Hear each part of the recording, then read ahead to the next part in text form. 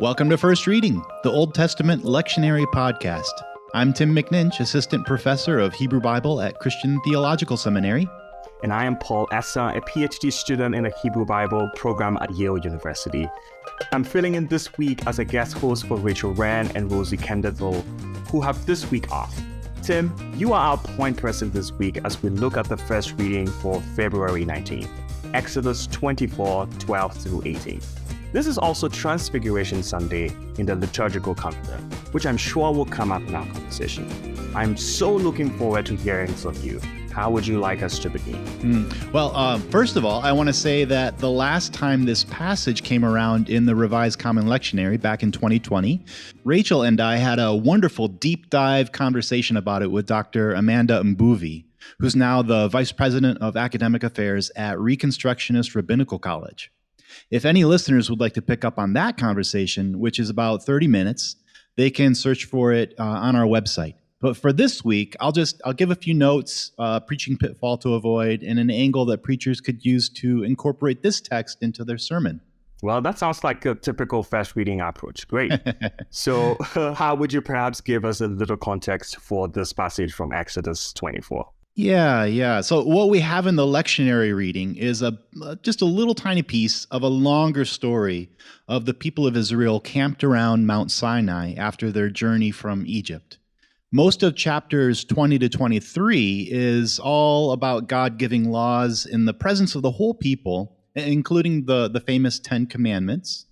Then at the beginning of chapter 24, a smaller group of leaders, Moses, Aaron, and his sons, and the elders of Israel are invited up the mountain to share a sacred meal and to see the God of Israel. Wait, they saw God? Are you sure?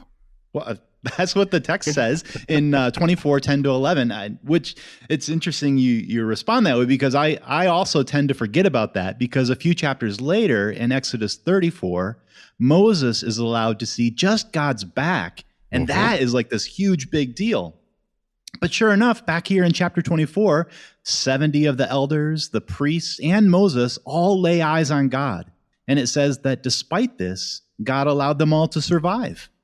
That is so strange. What do you make of it, Tim? Well, we're on a bit of a rabbit trail here, but my best guess is that this is an artifact of the editorial process by which these biblical texts were written and compiled and passed on. These couple verses here switch to the name Elohim for God, whereas the rest of the story uses Adonai, the tetragrammaton. That's right. This is one of the reasons, though there are others, that we can tell that there's multiple authorial voices at work here. The text later in Exodus may come from a voice that really elevated Moses as a unique mediator with God. But this text back here in chapter 24 comes from a voice that saw the priests and the elders as collaborators with Moses. And it's even possible that this is a way of commenting on Moses' encounter with God, saying, Moses saw God's back in that amazing theophany, but you know what? The priests and the elders saw God too. So let's not get carried away with how great Moses is. Well, you make it sound like the authors and editors of Exodus are having a conversation with each other.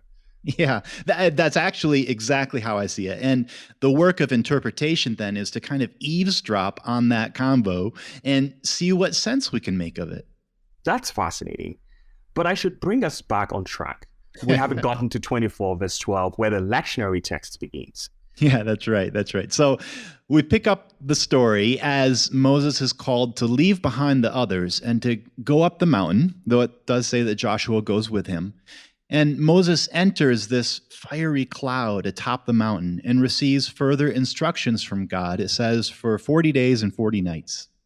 Now, at this point, I want to actually switch gears a little bit and give some suggestions for preachers who might be preaching not necessarily from this text, but from the gospel reading, Matthew 17, 1-9, which is the story of Jesus' transfiguration for, Transfiguration Sunday. Are you sure you'd like to venture into New Testament territory?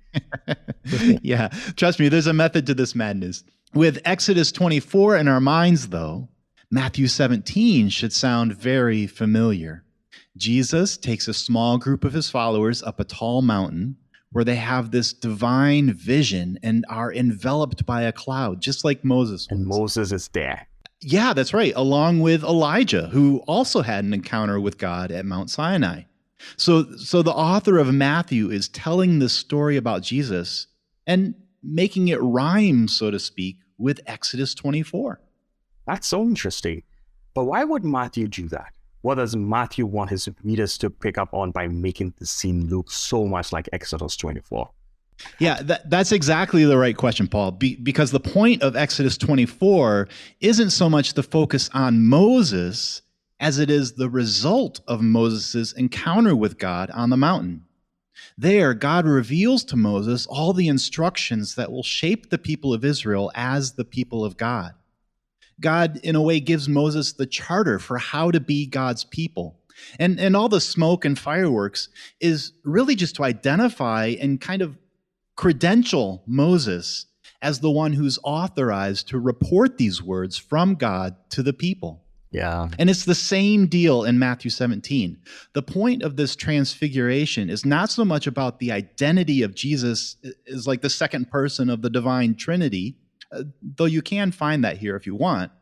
The main point, though, is that this mystical experience atop the mountain identified Jesus as someone who's authorized to speak for God, just like Moses, the mediator of the Torah, just like Elijah, the prototypical prophet. That's why when we hear the voice of God, it says, listen to him. In other words, this guy speaks for me.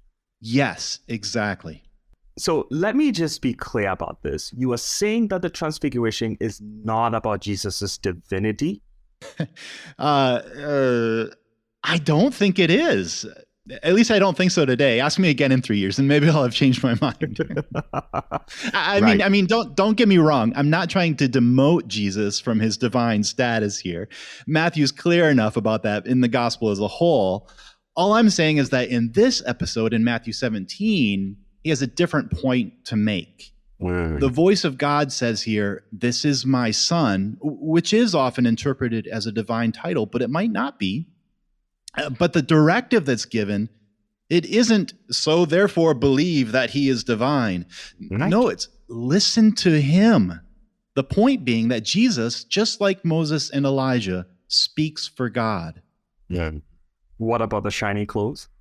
Well, yeah, Moses eventually came down the mountain and his face shined like a light bulb, so much that they made him wear a bag over his head, but no one thought that that made him God. Again, it was part of the signs that he was authorized to speak on God's behalf. And so Jesus' transfigured appearance in the sight of his disciples, I think, made the same point. It's a credentialing scene. Okay, so before we end, how would you suggest preachers handle these texts? Do you have pitfalls to avoid? I can foresee a lot. Or a possible sermon angle to propose?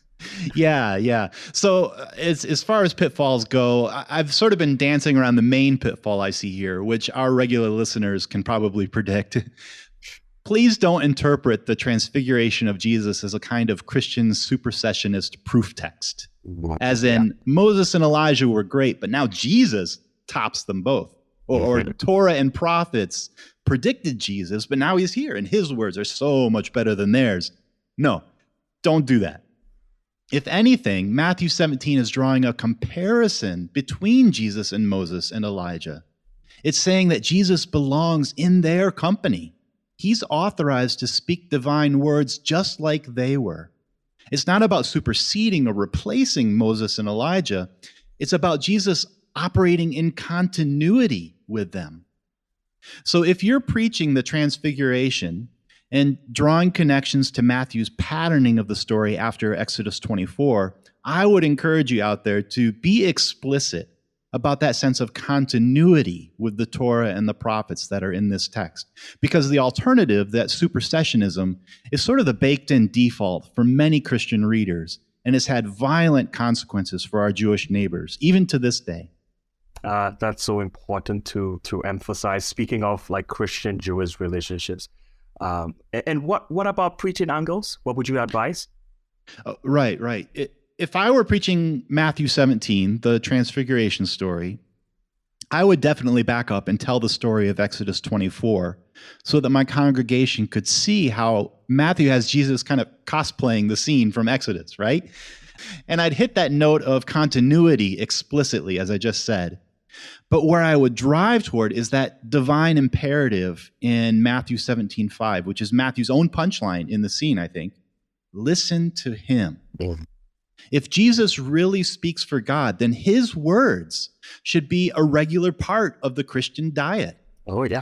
I think so much Christianity is kind of doctrinal. It's about believing certain things about Jesus. But the command here is to actually pay attention to what he actually teaches. Just as the result of Exodus 24 was this instructional Torah that helped Israel know how to live as the people of God, the result of listening to Jesus' teachings is an instruction for how to actually live as Christians.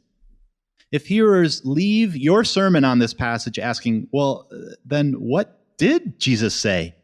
Then you've done your job very well, my friends. Of course, that's not the only way to go with this text, but that would be my recommendation.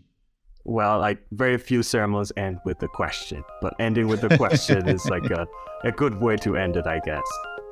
Well, I think that's the right notes to end the episode on. Thanks so much, Tim, for bringing those texts together and helping us get a better sense of them in their own context. Of course. And thanks to you, Paul, for filling in as our guest host these past few weeks. It has been my pleasure. Okay, Fast Reading folks, you know the drill. You can find back episodes of the podcast on the website fastreadingpodcast.com, and you can get access to new episodes by subscribing there or wherever you get your podcast. You can follow and interact with the podcast on Facebook as well. And I know our hosts love to get feedback and conversation in the comments there. We hope that your 2023 is off to a great start and look forward to being with you each week here on the podcast. Until the next opportunity to be together, I am Paul Essa. And I'm Tim McNinch. Have a wonderful week.